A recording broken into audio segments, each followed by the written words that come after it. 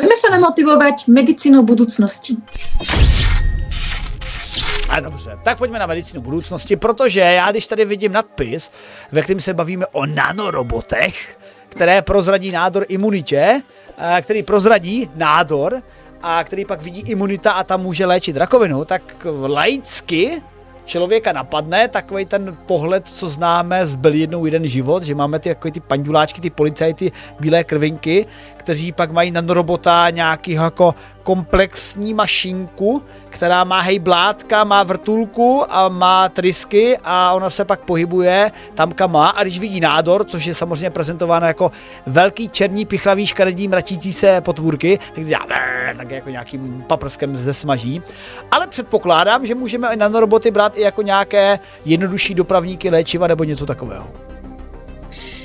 V podstate áno, ale tu nás sa budeme baviť o nanorobotoch, ktorí v podstate nie sú ani ako roboti. Je to iba zhluk, sekvencia aminokyselín, z ktorých sú vytvárané peptidy a tie peptidy za sebou vytvárajú toho nanorobota. Takže v podstate je navrhnutý tak, aby táto sekvencia aminokyselín, ten peptid, aby dokázal rozpoznávať špecifický proteín PDL1. No a prečo práve tento proteín? Celá táto štúdia pochádza z Číny a zameriava sa na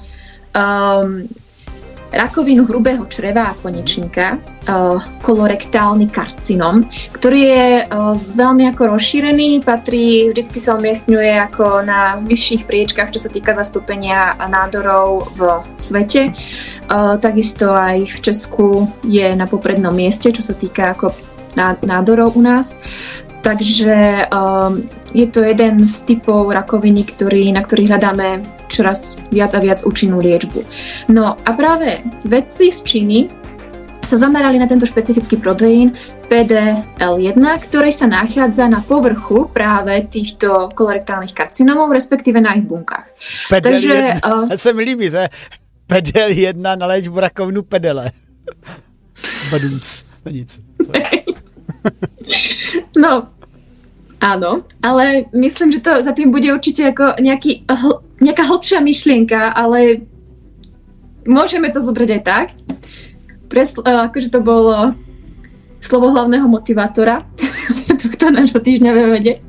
Každopádne, prečo tento proteín je tak dôležitý? Pretože okrem toho, že teda sa nachádza na povrchu tých buniek kolorektálneho karcinomu, takisto im pomáha sa ukrývať pred T bunkami imunitného systému a tým pádom vlastne on ako keby kryje ten nádor pred našou imunitou. Aby sa vlastne ten nádor ukázal tej imunite, tak tieto nanoroboty dokážu vyblokovať interakciu práve týchto PDL1 proteínov. Stále myslím teraz na to, jak si povedal, že je to ako podol. No už sa toho nezbavíme, vždycky keď to poviem, tak sa asi zasmejem. Ďakujem, Jeron. Kdykoliv. Hlavní motivátor je vždy připraven. Super. Áno, takže vyblokuje interakciu medzi týmto proteínom a druhým proteínom, ktorý sa nazýva PD1, veľmi nápadito pomenovaný, a tým v podstate ako obnovuje schopnosť práve tých T buniek rozpoznať daný nádor a napadnúť ho. Okrem toho, v podstate v okolí toho nádoru je dosť nízke pH a v podstate celkovo ako tie bunky majú nízke pH toho nádoru, je to okolo 6,5, čo je ako pod našim fyziologickým pH. A teda v podstate v rámci tohto nízkeho pH dokážu tie peptidy nanorobota meniť svoje vlákna a porušia membránu tej rakovinovej bunky nádorovej a tým pádom vlastne pomáhajú tým T bunkám, ktoré si už vlastne privolali v tej prvej interakcii, keď vyblokovali tú reakciu, dovnútra tej rakovinovej bunky alebo ku tej rakovinovej bunke ako takej a tým pádom ju v podstate dokážu zničiť o dosť efektívnejšie. A tak sa vlastne odkryje jej existencia k našemu imunitnému systému a už není viacej skrytá. Můžu se ještě zeptat, jak vlastně funguje ten mechanismus, že ty rakovinné buňky se schovávají před imunitním systémem? Protože samozřejmě my víme, že rakovinné bujení, rakovina je taková specifická nemoc, že je to vlastně příliš živé množení se buněk a různých částech těla, takže není jedna rakovina, jich více, no? Ale jak to, že ten imunitní systém je vlastně nevidí? No v podstate tento ako proteín dokáže povedzme si tak, že on to ako keby zakrýva za naše fyziologické prostredie. Snaží sa ako nasimulovať, že všetko je v poriadku, nechoďte sem, je to tu fajn. A tým pádom vlastne ako keby odrádza tie lymfocyty k tej reakcii. Je to vlastne tou špecifickou interakciou na tom povrchu práve medzi tými dvoma proteínmi, ktoré vytvárajú ako keby účinnú skrýš a napodobujú v podstate to normálne prostredie toho rekta, alebo teda kolorekta. A tým, že sa to vlastne poruší, tak sa ukáže, aha, máme tu proste impulstra, takže začneme niečo robiť, aby sa vlastne nerozširoval ďalej. To je už potom vlastne, ako sme si popísali, preruší sa tá interakcia medzi tými dvoma proteínmi. Okrem toho, oni dokážu vlastne tie peptidy ešte aj narušiť celý povrch tej bunky a priviesť teda tie lymfocyty hlbšie do toho nádoru. Pretože väčšinou tie nádory, oni nebývajú iba ako nejaký povrchový zhluk buniek, aj keď ako môžu byť zrať aj tak, ale takisto môžu prechádzať hlbšie do vrstiev a tým pádom tá imunita sa k ním ako ťažšie môže dostávať, prechádzať. Takže prečo je dôležité sa vlastne zamerať na to, aby sa tie nádory odkrývali tej imunite? Je to dôležité hlavne preto, že v dnešnej dobe väčšinu typu rakovín liečíme prostredníctvom imunoterapie a to sú vlastne lieky, ktoré sa snažia posíliť imunitný systém pacienta, tak ako zjednodušene povedané. Avšak, keď sú vlastne veľmi sľubné a stále ako teraz veľmi používané, často zlyhávajú práve preto, lebo B bunky a T bunky sa nedokážu dostať dostatočne hlboko do toho nádoru, aby s ním vlastne ako dokázali ho úspešne zničiť. Práve preto tieto nanoroboty prinášajú tie zmeny, také tie tri hlavné špecifické, a to, že dokážu cieľene nájsť rakovinové bunky vďaka tomu špecifickému proteínu. To napríklad imunoterapia ako taká nemá až tak ako vychytané. Druhým dôležitým bodom je, že vlastne odblokujú ich ochranné mechanizmy a to, že vlastne narušia ten ich daný povrch. Tým pádom tieto bunky majú jednoduchšiu prácu k tomu, aby dokázali ten daný nádor zničiť.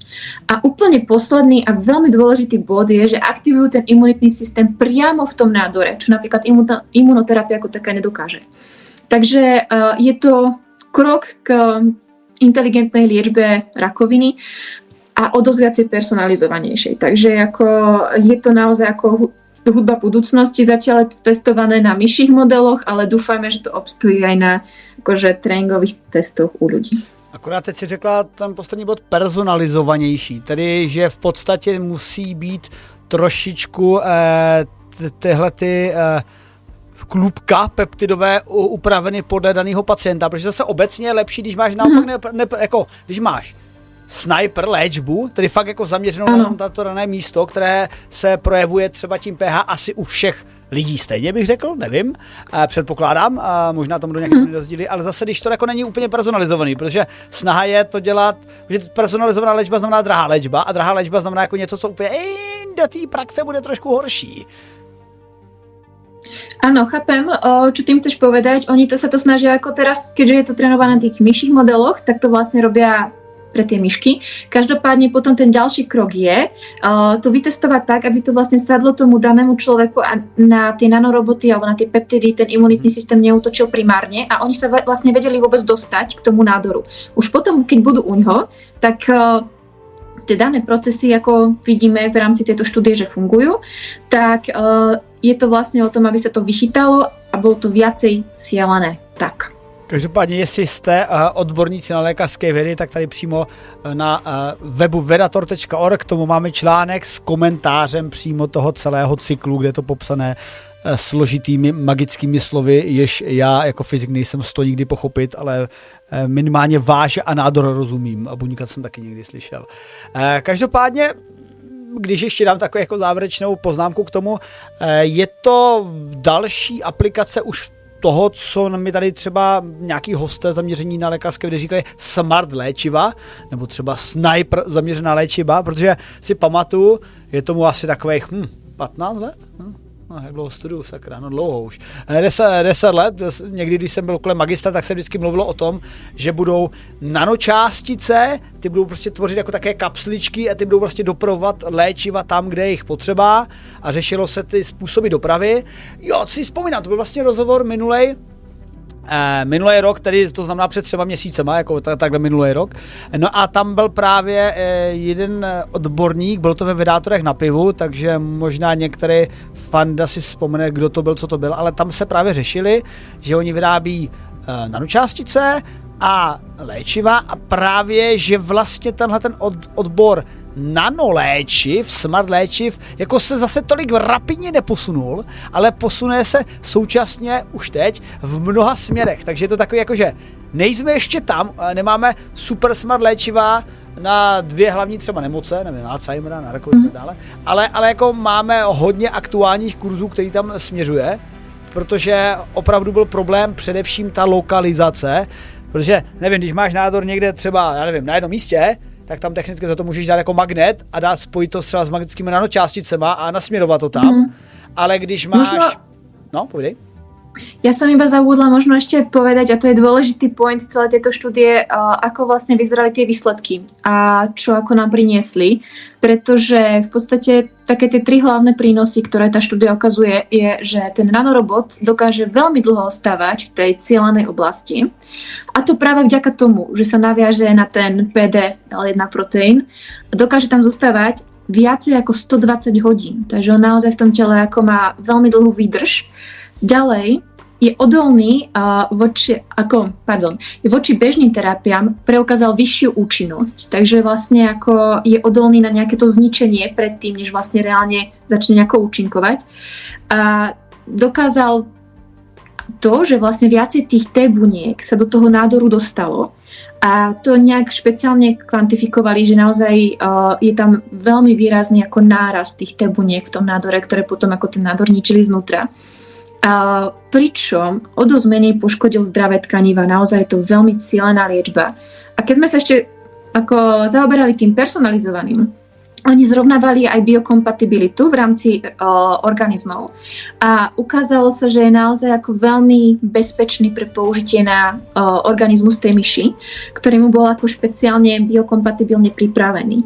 To už, či to ako bude potom špeciálne pripravované pre človeka, tak tam ten krok ešte ako není popísaný, ale predpokladám, že keď sa budú chcieť dostať v tých štúdiách ďalej, tak vlastne tá nejaké to vyhodnotenie tej biokompatibility s daným organizmom sa bude robiť aj vlastne u člověka. Tak. Já ještě pak jenom dokončím tu myšlenku s těma smart léčivama. Jsem tě prerušila. Pojď, směřováním, protože jde pak o to, že je pak těžké směřovat tyhle léčiva na správná místa, ale protože normální léčivo ti vlastně zahltí celý organismus a má účinkovat na tom daném místě nějakou dobu, ale vlastně jak jsi to pěkně doplnila, tak oproti třeba normálním léčivům tady se vlastně ta léčivá látka vydrží na tom místě teda dost dlouho a díky tomu teda ten její účinek se vlastně zesiluje a to je fakt super, takže máme tady další krok smart léčivům. Samozřejmě v každý téhletý novince prakticky mluvíme o tom, že jsou to hlodavci, a ti hlodavci jsou pro nás testovací modely, ale nebojte, i na lidi se dostane a všechno bude správné. No,